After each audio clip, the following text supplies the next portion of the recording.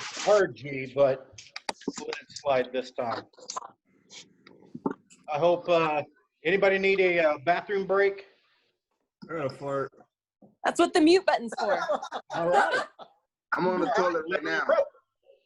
Let them rip. Got my koozie, Shane Harges comedy koozie. I've been drinking. And I'm thrilled to do this show tonight. I want to thank Hiei for setting this up for us. I like these shows because no one has to worry about the dreaded C word going out. We can sit on our couch, drink a little bit, maybe have an edible. We don't have to worry about that dreaded C word. The cops. I'm talking about the cops. We don't have to worry about the cops at all. I'm just kidding. Talking about Corona. We don't have to worry about it. Now you might be looking at me like, oh, this guy must be an athlete. Hired hip hop dancer. Or a Ukrainian sex trafficker. Well. I do have that look, I understand. I also look like a graduate from a Nazi youth camp. That's the gene I got. It's the no hair gene. Not my brother's, but me.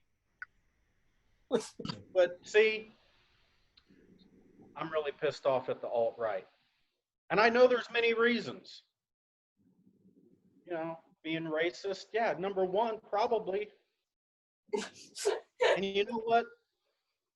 Assholes come in different colors. I guess the alt-right just likes theirs bleached. What really makes me mad is they ruined tiki torches for me. You can't look like me and walk out of Walmart carrying a stack of tiki torches.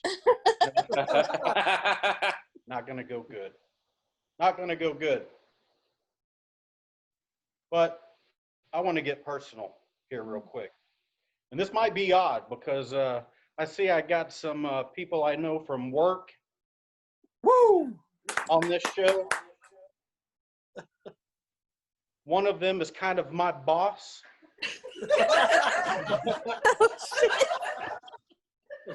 They haven't seen this side of me. I usually keep it really professional at work, maybe cut up a little bit. But come Monday, I may be asking for a few bucks. I don't know how it's going to go. Maybe that sex trafficking thing. I don't know. Times might get tough. Times might get tough. I'm going to get personal. See, when guys get together and start talking, we can talk some shit. Most of the time, it's dirty shit. And so here's my question that I pondered and asked my guy friends.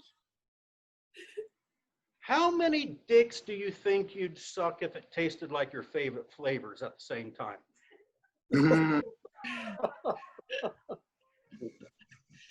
I mean, think about it for a minute.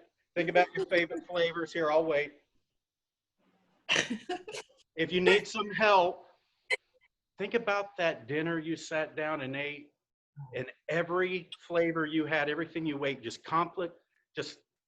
complimented each bite. Taste buds had an orgasm, you know, that kind of food. Now think about that time, but you're sucking dick. I want to know the number. Because if you ask me, it's a lot. A lot. I'm telling you, if it tasted like a cookie dough malt from Brahms, game over. I might have work next week. You know what I'm saying?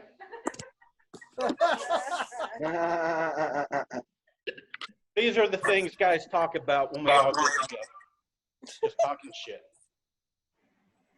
I recently had a brother of mine, and I want to preface this by saying, when I say brother, it could be a really good friend. That's what guys do.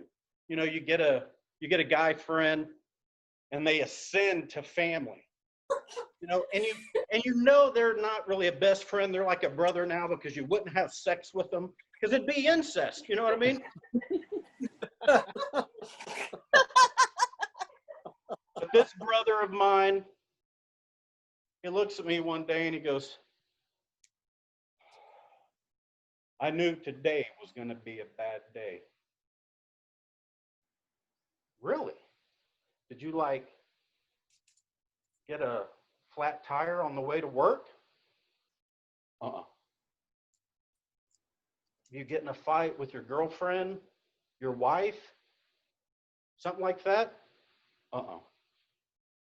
Okay, I'm at a loss. What is it?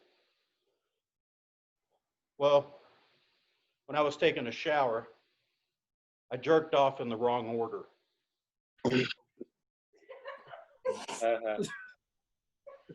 What?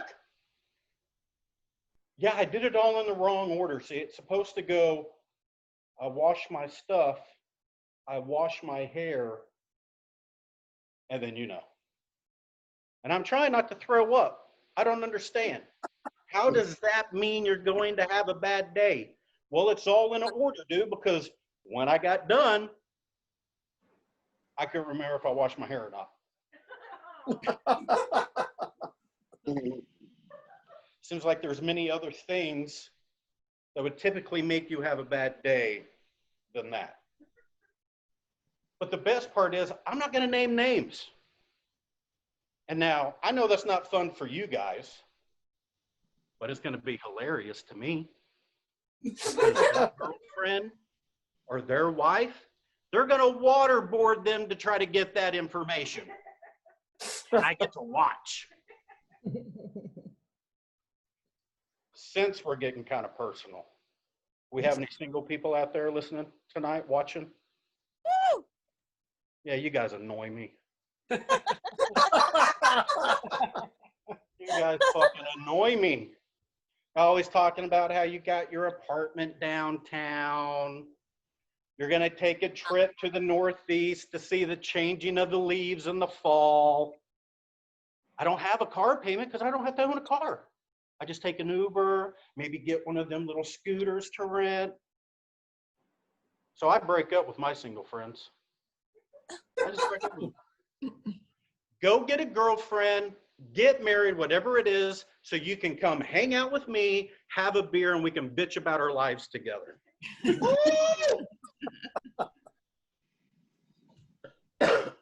We had a single friend move here from Oregon almost a year ago. Somehow he's got a girlfriend. I don't know how, but he does. So me and my wife, being the great friends we are, we buy him some home warming gifts, you know. He got his house, took some stuff to him, and he's kind of a bigger guy. He's got this big old neck. And he was a cheap motherfucker because he didn't even own a TV. Everything he watched was on his phone. I'm worried about his neck. I'm a good friend. I told you that. So I bought a little device for him that goes around your neck that you can mount your phone in so he doesn't have neck strain. He looks at this and looks me and my wife dead in the eyes and goes, this is going to be great for watching porn.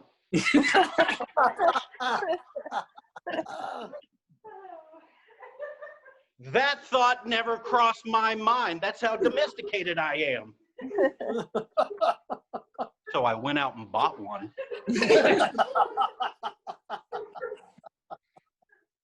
Okay, I'm going to let you guys, since we're getting personal, I want to let you in on a family secret. My nanny, I called her nanny. She's my grandmother. Her name's Harges.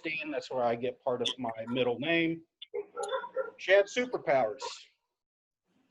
Now, I know you're wondering, could she run faster than a speeding bullet? No. Leap tall buildings in a single bound? No. She was the goddess of under thunder. See, I learned that as we age, our bodies kind of troll us a bit. It takes away our ability to hear, but it grants us with the superpower of the inability to hold in a fart. Oh God. And my nanny showed me this many, many times. Getting up out of her car, walking around the mall. Most of the time, she showed me in church. See, you guys got to think about it. Those church pews being wooden provide the perfect acoustic. And they're kind of curved in the back. They're curved in the back, so they provide the perfect pitch. So, my nanny goes to stand up to sing some hymn. I can't remember which one, something like, "Blessed is the man whose bowels move." I don't know. I don't remember.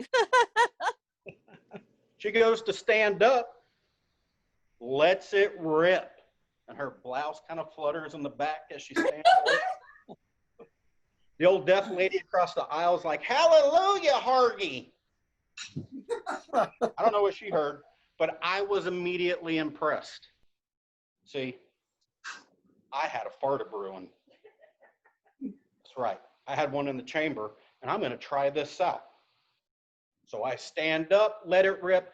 Everyone looks at me like I just ninja magic the Lord himself. Some of you may not know what ninja magic is, so get ready to be learned.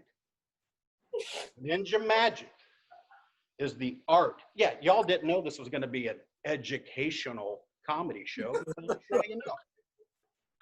Ninja magic is the art of cupping your hand, placing it over your beehole, farting, catching your essence, and throwing it into the face of your attacker, stunning him so you can then punch him in the dick. I want to let you know right now, I was the Mr. Miyagi of Ninja Magic. Shat on, shat off.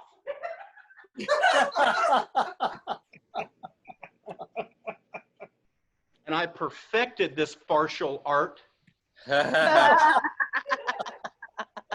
while I was in the Army. See, I achieved the level. I was a third degree brown belt.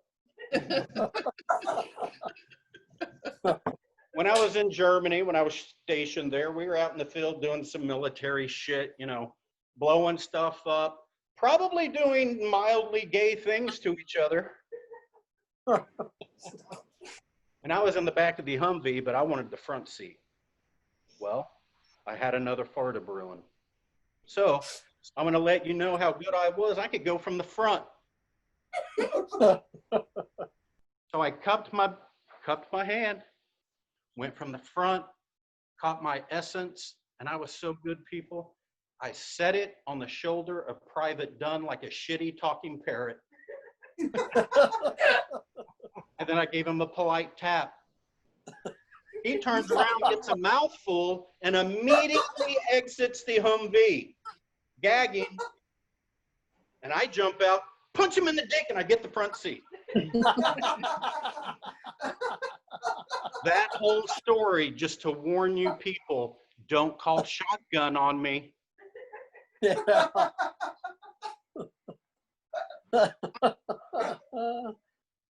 All right. Now it's story time. I have a lot of stories in my life, and this is one of my favorite ones. I call it tub time. This is a story about me and one of my younger brothers. I want to say, though, I want to build my brother up. And I know he's tougher than me. You're probably like, Shane, you're older. How do you know he's tougher than you? Well, when this guy was a toddler, he got meningitis. And he was on death's door. But wearing his Oshkosh Bagosh overalls, kicked in the door to the devil's house, gave him a snake bite, came back up to the land of the living. Now you're probably wondering, what the hell is a snake bite? Again, let's go to school with old Shane Harges, all right? Here's a snake bite. Next time you're with maybe your brothers, maybe some of your friends, do this to them. Go, man, my shoulder really hurts. Huh? What's wrong with your shoulder?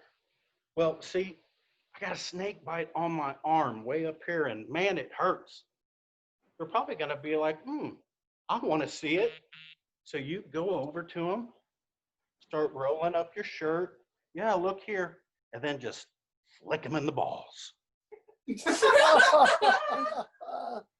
There you go. It stings, doesn't it?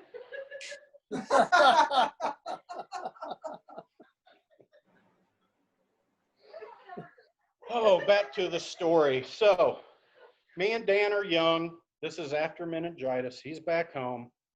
And, you know, our mom used to have us bathe together. It was normal then. And believe it or not, that's not how you make gay people. I can make that joke because my younger son is gay. Quick sidebar, when he was in high school, he decided to finally come out to me and my wife. And it was a mega meltdown that day when he got home, just crying and carrying on. And we're trying to pull information out of him. What's going on? What's going on? And he finally chokes up and he's, Dad, I really got to tell you something. I'm gay. And I looked at him and said, I know. You know, like tears suddenly dried off his face. How do you know? Well, let me tell you something, son. Those times I got to the roller skating rink to pick you up early and kind of watch what you were doing, this is how you were rollerblading.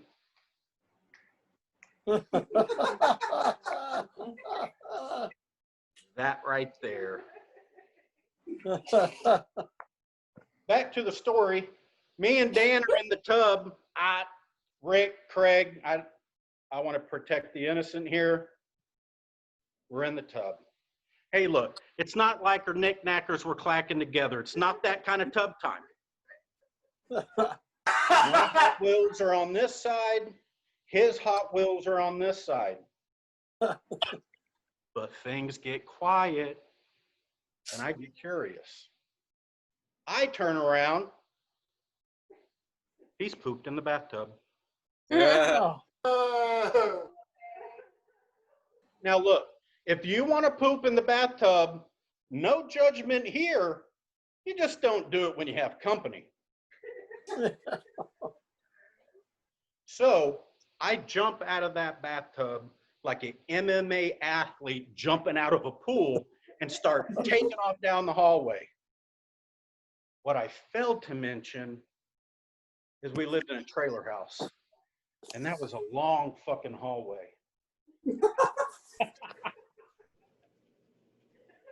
And it had a dip right in the middle, like where the subfloor was given out. So if you hit that thing wrong, you're snapping an ankle. So you had to run and you had to time your jump just perfect.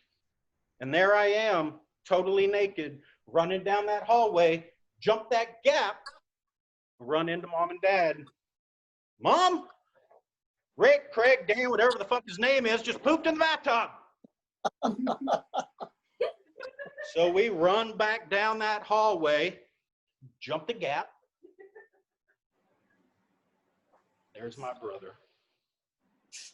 Bathtub has all been drained. He's crying, forcefully pushing the poop down the drain. Dude has done some sick shit. He may be tougher than me, but he's done some sick shit. And I just go to think about it, and kids are dumb. The toilet was right by the bathtub. I mean, if you're gonna grab your shit anyway, just pick it up and drop it in the toilet and flush. Evidence gone. Anyway, before I get out of here, I don't want to get too I don't want to get too political, but I did want to address kind of everything that's going on in our world right now. It's crazy, just crazy. And I know this country of ours needs diversity. And I knew that by asking one question. What meal that your family cooks just takes you back to your childhood? And this ain't no dick sucking joke, okay? It's okay. Past that. We moved past that. So I asked my Indian friend, you know, like Bollywood, not heavily tan white dude in an old cowboy Western movie. We call him Brown Ben. Now that I say that out loud to you guys, it doesn't sound as good. Probably rethink that nickname. But I asked him, what family meal just takes you straight back to your childhood? And he described this meal of beef curry, rice, yellow curry, and a green bean curry. And I could just imagine all the aroma in the house when they were cooking that meal. Just sounds lovely. So then I asked a Nigerian friend of mine what his meal was that took him back to his childhood. And he described this jollof rice and fried chicken that his mom used to make. Well, you want to know Shane Hargis's meal that takes him back to his childhood? Yes. Fucking hamburger helper.